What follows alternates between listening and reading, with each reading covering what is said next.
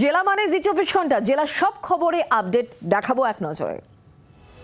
অভিনব কায়দায় কাঠ পাচার রুখে দিল পুলিশ। জলপাইগুড়ির ময়নাগুড়িতে বাঁশের আড়ালে চলছিল কাঠ পাচার। পুলিশ ও বনকর্মীদের নজর এড়াতে ট্রাকের উপরের অংশে সাজানো ছিল কাঠ। ময়নাগুড়ির ইন্দিরা মোড় এলাকায় গুয়াহাটি থেকে রাজস্থানগামী ট্রাকে তল্লাশি চালিয়ে উদ্ধার করা হয়েছে বিপুল পরিমাণে চোরাই সেগুন কাঠ, যার বাজার মূল্য প্রায় 50 লক্ষ টাকা। ট্রাকের চালক ও খালাসিকে গ্রেফতার করেছে স্পেশাল অপারেশন গ্রুপ। সম্পর্কে তারা দুজনে বাবা ও ছেলে।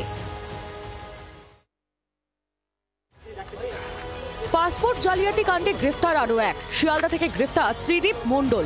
ধৃতের বাড়ি বাগুইয়াটির জ্যাংরা এলাকায়। তাকে গ্রেফতার করেছে চন্দননগর পুলিশ কমিশনারেটের ভদ্রেশ্বর থানার পুলিশ।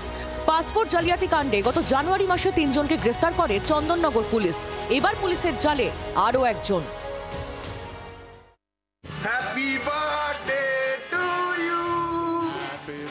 রাষ্ট্রায়ত্ত ব্যাংকের এটিএমে জন্মদিন পালন। সোদপুর এইচবি টাউন এলাকায় এটিএম এর ভেতরে কর্মীদের নিয়ে নিরাপত্তা রক্ষীর জন্মদিন পালন করলেন খড়দা পাতুলিয়া পঞ্চায়েতের তৃণমূল কংগ্রেস সদস্য। এটিএম এর ভেতরে কেক কেটে জন্মদিন পালন করলেন পঞ্চায়েত সদস্য আশিস চক্রবর্তী। সেই ভিডিও ভাইরাল হয়েছে সোশ্যাল মিডিয়ায়। রাজ্যের বিভিন্ন জায়গায় সাইবার ক্রাইম, এটিএম জালিয়াতির ঘটনা বেড়েই চলেছে।